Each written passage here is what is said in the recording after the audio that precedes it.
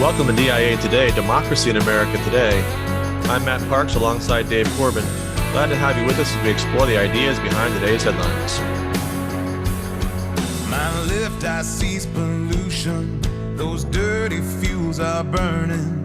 The earth's whole climate's churning. Clean energy solution. My right eye scans the bill. Fossil fuels are cheap. Wind and solar too steep. Drill, baby, drill. Predefined, misaligned, polarized division. Shuttered mind, worse than blind. 2020 vision. Welcome back, Dave. Hope you had a good break. 3 weeks off. That's great. Another wave of COVID. This now Omicron. Yeah. Making its way through. But yeah, it's nice. I mean, we had quite a few days over the break that were really warm and nice. And, we've had a couple mornings that are about 20 degrees, but overall, nice January weather. NFL playoff season, that much closer to the end of the school year. So all good. So how about yourself? Yeah, we had a good break. We were able to visit my parents for Christmas, which was nice, and get some time away. And we're back at it in terms of working, but classes haven't begun at King's yet. So we've got another week until that starts, a week from today, and trying to do things remotely until classes begin, just to try to dodge as much of the Omicron wave as we can. Of course, it's been really bad in New York City, but looks like the last 3 or 4 days, the wave may have crested. So that's encouraging. It would be nice if we could have a real quick return to something like normal rates of infection. We've done very well at the college over the last year and a half. And, if we could time this one right, things were just getting bad during the end of finals week. And if it starts to improve just in time for classes to begin, we will be very grateful for that timeline. Well, we did great last week. Week 1 back was perfect, and then we got hit yesterday, so we won't have classes on Friday. We're taping on Wednesday, so we'll make it through this week. When you needed substitutes for the substitutes, then it became it's a staffing issue. You're not going to beat this thing, but you just have to keep your school going just by having it staffed. But yeah, last week was kind of interesting. Though one of the traditions here at Geneva is they have the head of school give a state of the school address at the beginning of the new year. And I was a little bit like, oh my goodness, what am I going to do? I thought of state of unions that go on and on where people fall asleep. So when you're given one of these to K through 5th grade and their parents, so we kind of opened it up for more of like a press conference type scheme where nice. You got to ask questions. So I got a variety that went from, do I love purple popsicles? Almost like some of our, kind of end of the show, sections, right? Right. What food do you like? And kind of grade book ideas there. Maybe we can work on grade book ideas, all the way to, what would the world be like without God in it? So that's kind of the things that come out of their mouths that are interesting. But my most popular response, well, I had two responses, was my call that dogs were better than cats. And then secondly, naturally.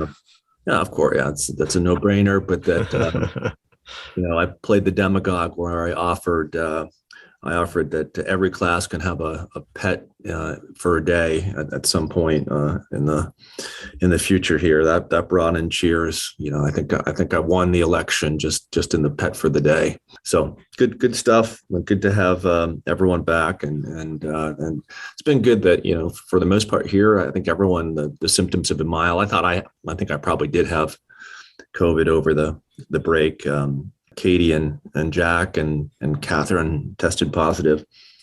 I didn't test, and neither did Eliza. So, but my guess is we probably all had it. So, well, we've got our faculty conference tomorrow remotely, and I'm not sure what my equivalent would be to get the cheers of the pet day. Maybe I have to cancel the conference. That might be my best chance. Just like if you just start off the meeting and say this is going to last an hour, not 8 hours. Right. Yeah. Well, we're not doing 8 hours, to be fair. We've done a good job of compressing it as much as possible, but Boy, there's just always stuff that has to be discussed. And then there's the questions about the stuff and all that. So I think, we're going to do our best to make it as lively as can be, given the context, and as informative and necessary as possible. But I'm not expecting any big rounds of applause. All right. Well, we've reached the end of book 4 of the Politics, last 3 chapters, as Aristotle's kind of winding down this consideration of some of the key differences and criteria that separate a democracy and oligarchy in particular. So, Dave, you want to lead us through this? Yeah. So in chapter 14, and really chapter 14 through chapter 16, he is going to talk about office holding and how you go about considering what offices there should be, where you draw from those offices, how you even pick who's going to serve in offices. So he gives us a good outline at the beginning of chapter 14. He says there are 3 parts in all regimes with respect to which the excellent lawgiver must attempt to discern what is advantageous for each. So the lawgiver must be thinking about 3 things with regard to office holding. Of these 3 things, one is the part that is to deliberate about common matters, what we would call, I think, the legislative branch in common vernacular today. Yeah. The second, the part connected with offices, that is, which offices there should be, over what matters they should have authority. And then thirdly, the adjudicative part. So you really have the representation of the big picture of government and the offices that fit with a government well run. Now, I think that what he's going to do here in these next couple chapters is he's going to talk primarily, as has been his way through book 4, of how democracies handle offices and how oligarchies handle offices. He's going to tell us that in some democracies, it is the method to just choose by lot who decides, and to have all choose in common through deliberation what will happen. But then there are kind of more refined democracies in which the assessment that is made of any given situation is assessment by some who are chosen by the many. The assessment is made by some who are thought to have a certain expertise over a matter. So there can be, I think, to use Aristotle's language, there can be more of an aristocratic element in the democratic decision-making process. And of course, his argument is going to be, right, the more aristocratic that democratic process is, probably the greater likelihood that that regime will flourish. So democracy, which is the regime of the many, is in need of wisdom.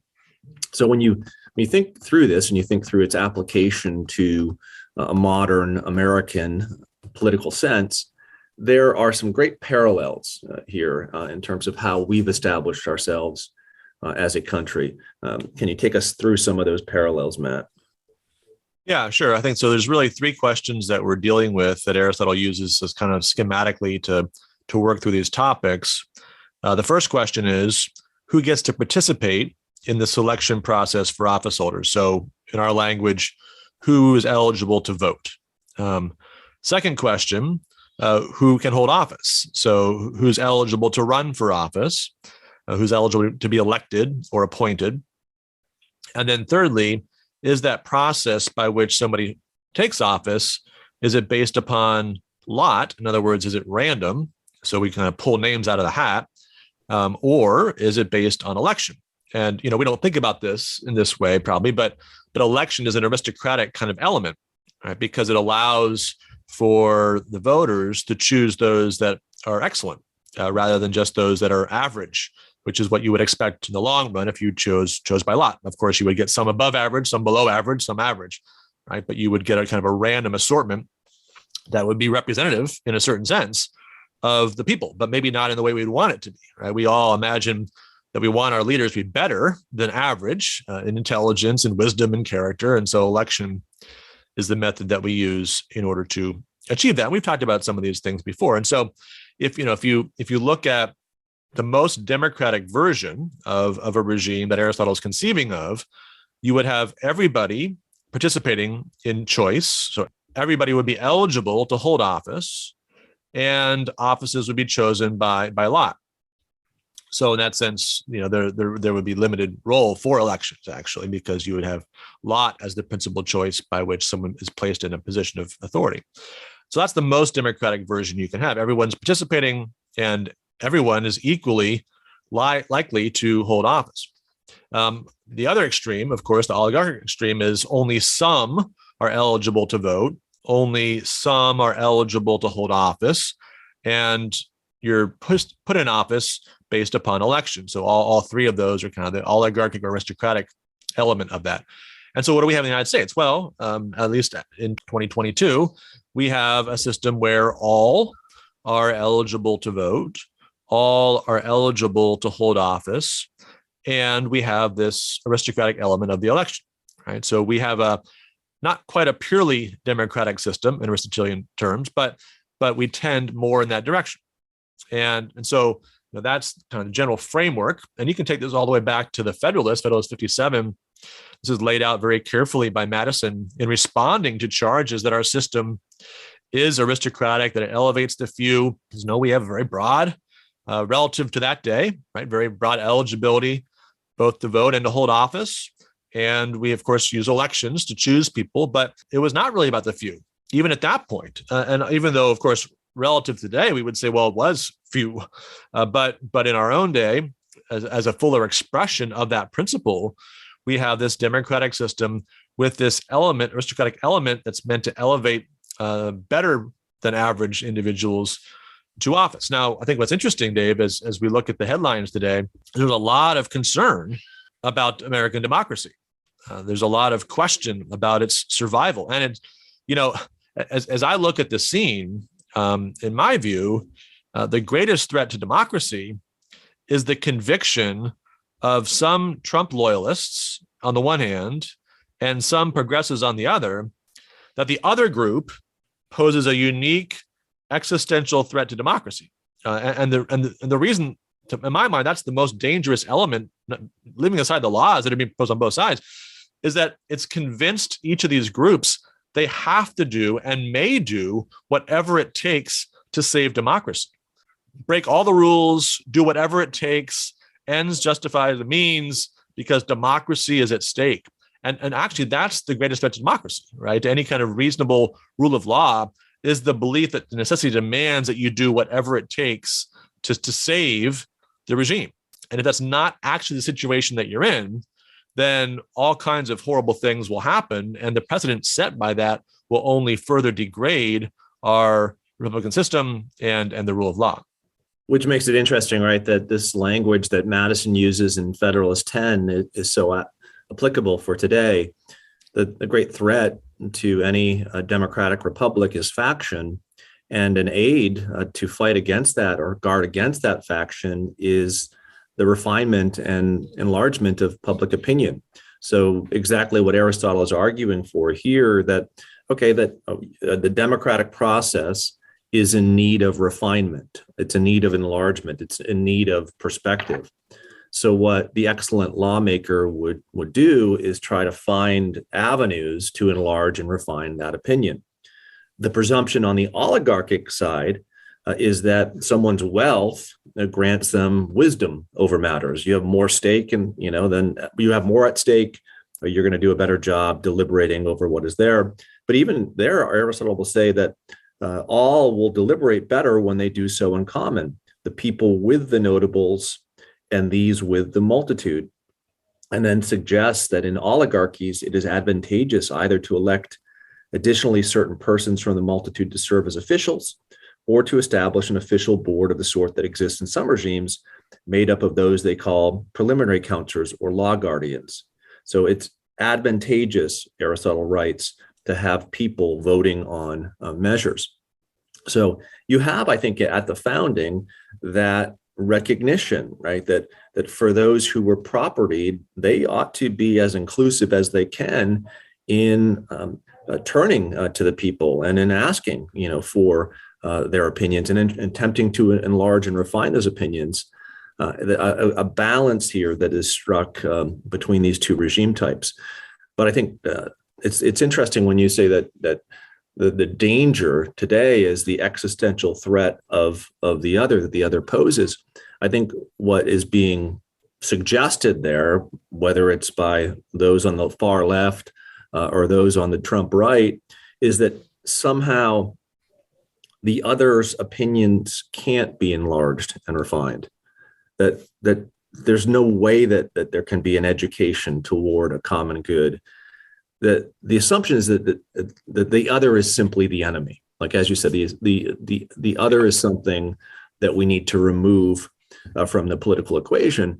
And I think that when you begin to talk about that language, you're moving into a new type of political discussion that is one of regime change and revolution, that pushes you in the direction towards, okay, what means do I have to use in order to defeat the other who I define as my enemy, which is certainly not where Aristotle wants to go in Book 4. Yeah, I mean, that's one of the real amazing features of the speech that President Biden gave yesterday in Atlanta on the two voting rights bills that are coming up for consideration this week and maybe the beginning of next week. And he gets near the end of his speech and he says, this is how he framed it: will we choose democracy over autocracy, light over shadows, justice over injustice? I know where I stand. I will not yield. I will not flinch. I will defend the right to vote, our democracy, against all enemies, foreign and, yes, domestic. Right? So, okay, so that's those that are on the other side of these bills are domestic enemies. And if you think that language is too strong, just go a little further down in the speech. He says, so I ask every elected official in America, how do you want to be remembered? At consequential moments in history, they present a choice. Do you want to be on the side of Dr. King or George Wallace? Do you want to be on the side of John Lewis or Bull Connor? Do you want to be on the side of Abraham Lincoln or Jefferson Davis? Right now, you leave it to Lincoln and Davis, right? Literally a traitor. That's a domestic enemy par excellence, right? The leader of a treasonous faction, massive faction, that made war on the Constitution, made war on the United States. So that's where you are if you're against these bills, following the logic of the rhetoric of President Biden. Now, if that's true, then since the Civil War has already begun, mm-hmm. and he's already defined the lines between those who are part of the country, right, and those that are outside of its boundaries in some fundamental sense. Now, here's, I think, where it becomes even more dangerous, because it's very unlikely these bills are going to pass. It would require, first of all, that the filibuster be taken away. And we know that there's at least 6 Democratic senators who are on the record as being against any of the filibuster. So all 6 of those Democrats would have to change their mind on that in order to get the bill to the floor. Okay. Or obviously some number of Republicans would have to be persuaded. So if this bill doesn't get through, which is the most likely result, right, given what we know about the positions people have taken, then what you're going to be telling your electorate, right, what the audience that's buying into this rhetoric, is that the domestic enemies won, that Jefferson Davis won, that Bull Connor won, that George Wallace won. And what would be justified to stop that victory, right? Could you just allow that to happen? Could you just say, well, you know what, we tried the votes, we lost the vote, we gave it a good shot, we'll try again in 2 months or after the next election or whatever?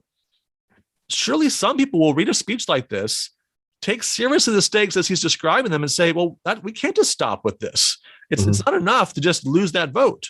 We have to act, right? This is just the kind of thing, I'm talking about irresponsible rhetoric, that he was criticizing President Trump for at the beginning of the speech, looking back to last January 6th. President Trump's rhetoric was extremely irresponsible, right? He bears all kinds of responsibility for what followed after his speech there in Washington.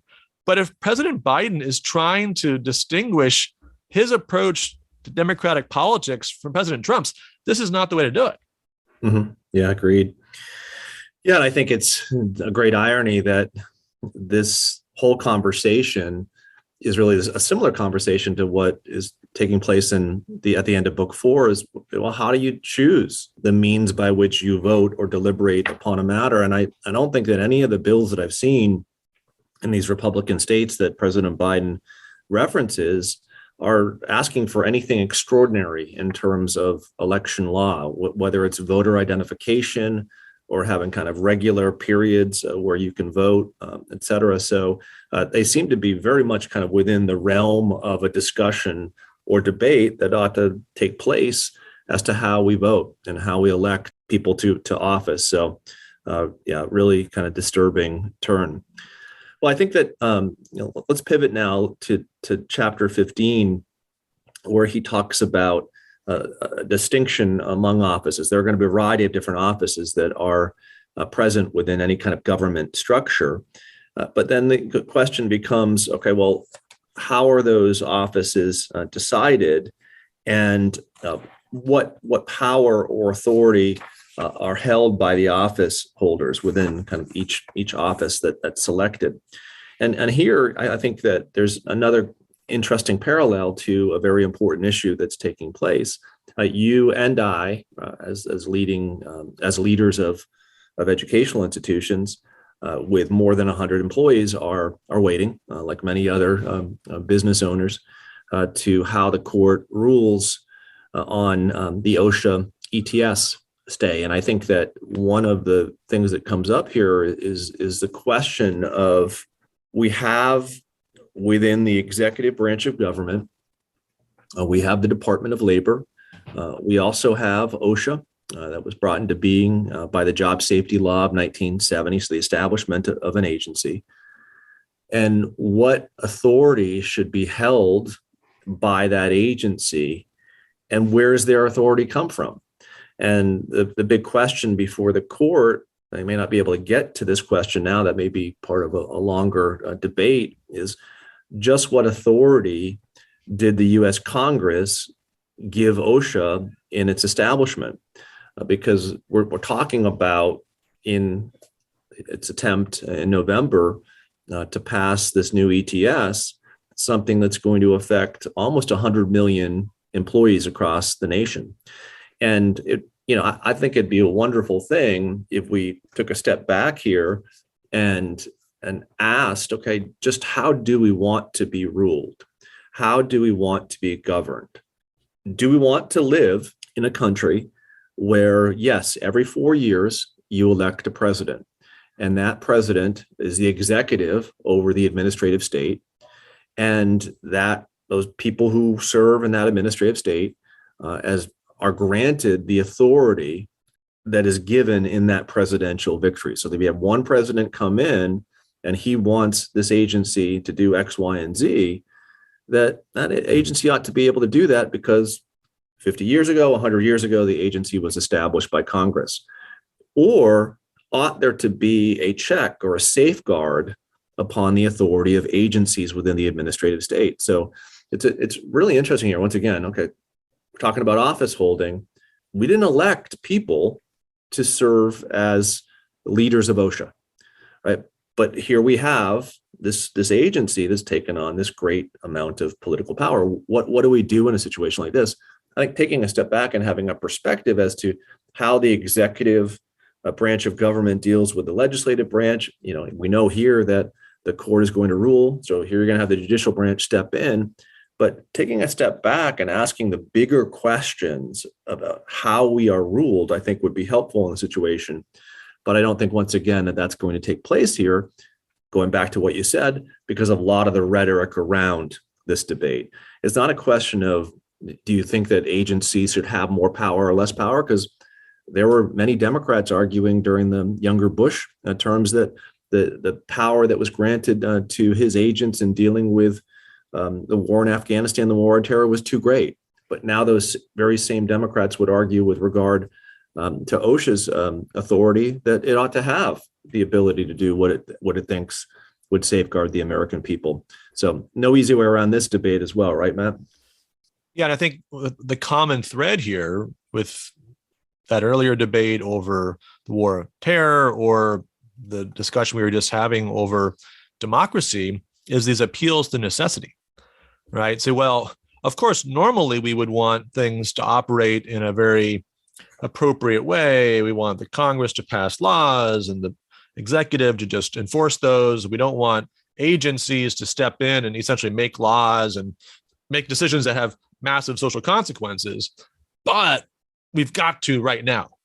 because things are really bad, because the war on terror presents a unique threat, because Omicron presents a unique threat, because the consequences of January 6th present a unique threat, right? So it's over and over again, this appeal to the unique threat, which justifies breaking down the constitutional barriers and lines of division and moving beyond the process. And of course, look, this is Aristotelian statesmanship. There are times when necessity demands you act beyond the law, but you better be careful about those kinds of appeals, because your judgment of absolute necessity can look awfully politically convenient. And the next party's judgment of political necessity can also be awfully politically convenient. So that's the kind of language that Senator McConnell's been using in describing the danger around narrowing the filibuster. Well, voting rights, of course, is really important. So we'll not have a filibuster for that, but other things will still have the filibuster. Well, there's many other things that are important. And there's many other contexts that can justify an appeal to this kind of extraordinary power. And so if that's the direction we're going, that's very regrettable and very contrary to our basic overall constitutional structure, which is meant to restrain, which is meant to force individuals to make the case and not simply assert power. So I have two final thoughts as we move toward the end of Book 4 in Chapter 16. It's interesting that in Chapter 16, Aristotle takes up the adjudicative part of governance, the adjudicative offices, and he says there are different types of judges that you should have that look over different things such as homicide and aliens and all the rest. Then he speaks at the end of Chapter 16 of the adjudicative court that looks over political matters. And he writes, "It is in connection with these that factional conflicts arise when matters are not finally handled and revolutions in regimes. Now, necessarily, either all decide on all the matters which have been distinguished, having been selected by election or lot, or all decide on all having selected in part by lot and in part by election, or all decide on some of the same matters, these being selected on the one hand by the lot or the other by election." So he gets back to his original point here, and he says that the most important adjudicative function is to try to keep the peace as this debate is taking place over office holding, which is really interesting when you take it back to where we are right now with the OSHA ruling and with other things that are coming before the court. Right, the court has a great responsibility, I think Aristotle would argue, to adjudicate in a way that doesn't spur on further faction and revolution, but seeks to guard against the type of rhetoric that would undo the regime. So second point, as in closing Chapter 4, and I wrote this in my assessment of the book, that what we see the first 4 books of Aristotle's Politics is that he doesn't believe that there are strictly theoretical solutions to political problems. All right, one can encourage democrats and oligarchs to be more reasonable, but the best possible solution is to make practical improvements to each regime. A regime that is torn apart by the few wealthy who have no regard for freedom, or the free and poor multitude who have no regard for wealth, will become lawless or collapse altogether under the stresses of faction. And I think that's the danger that we see in our contemporary politics today, framed in a different way, using different language. But the need is for encouraging reason, encouraging enlargement and refinement of public opinion. And that's what a standard of good leadership looks like in any day. And we don't see that much of it today. Great place to leave it. So we'll move on to Book 5 next week. We'll wrap up the show with the Tocqueville's Crystal Ball.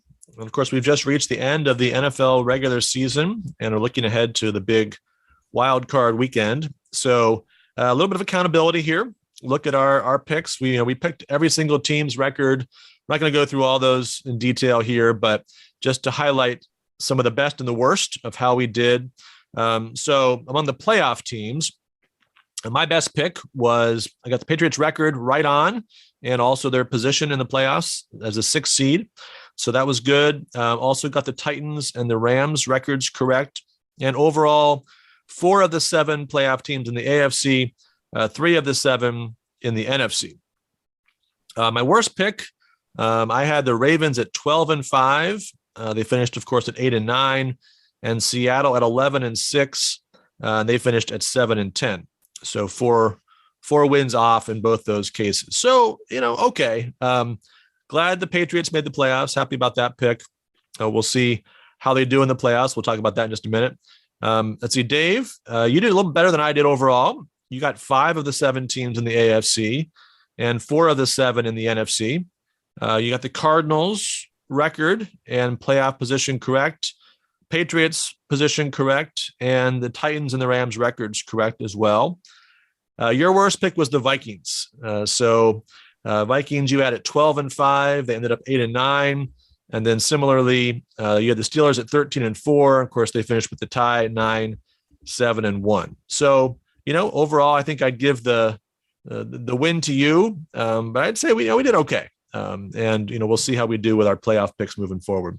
Yeah, I was, it's probably my anti-Aaron Rodgers sentiment that kind of thought the Vikings would do better. And I definitely had the Packers season off as well. So maybe the drama to come will be after the Super Bowl if the Packers make it there. Although I've heard, I don't know if it's true, but Boomer Esiason says that Aaron Rodgers is planning big things if the Packers get to the Super Bowl in terms of a boycott. So who knows? Oh, wow. What's going on there? He definitely likes attention. But I'll stop hitting upon him. I know your father's a Packers fan. But I love this weekend. This weekend and next weekend, the wild card and the divisional playoff round, I think are kind of the 2 most enjoyable weekends in the NFL. It's my favorite sport. So interesting that Saturday night the Patriots will have to go and play at the Bills. I'm predicting an upset in that game. Of this weekend's games, I'm predicting 2 upsets. The Patriots beating the Bills on Saturday night and the 49ers beating Cowboys on Sunday afternoon. We're having a whole bunch of faculty and staff and families over our house on Sunday afternoon. So hopefully not too many of them are Cowboys fans, or they're going to not be happy during our early evening dinner. But I think the Bengals will take care of business against the Raiders. I think the Buccaneers will do the same against the Eagles. Chiefs and Steelers. Chiefs, I think, take that one, as do the Rams. So those are my predictions. How about yours, Matt? Yeah, that can be an interesting crowd there with the Cowboys. I think, 49ers Cowboys, of course, is such a classic matchup, 80s, 90s when we were growing up. So many NFC championship games or great playoff games when those 2 teams were at their best during that period. So kind of harkens back to our youth there. You know what? As I looked it over, I'm going with all the favorites, all the home teams. So that means I'm picking the Bills, unfortunately, over the Patriots. I'm picking the Cowboys over the 49ers, and the other picks of mine are the same as yours. As I looked at it, I thought, where's the upset going to come from? You expect, a team that's hot, that's had a good end of season run heading into the playoffs, but there's really not anyone like that. Maybe the Raiders coming off a big win, you could give it some trouble to the Bengals, but the rest of those lower seeded teams, most of them kind of slid into the playoffs, came in the back door, had a late season collapse that cost them a division. So I think it's going to be the division winners moving on. And then I think we'll get some interesting matchups. Wild card, you can get some not great games. That's the only disadvantage of that round. You tend to get better games in divisional rounds. So I think, we'll clear out some of the dead wood here in the first round and get some great matchups going ahead after that. Well, it'll be fun. Yep. It'll be a good time. Well, that's going to wrap it up for today's show. Glad to be back. And of course, as always, encourage you to follow the show and to review it on your favorite podcast platform. And we look forward to talking to you again real soon. 2020 vision.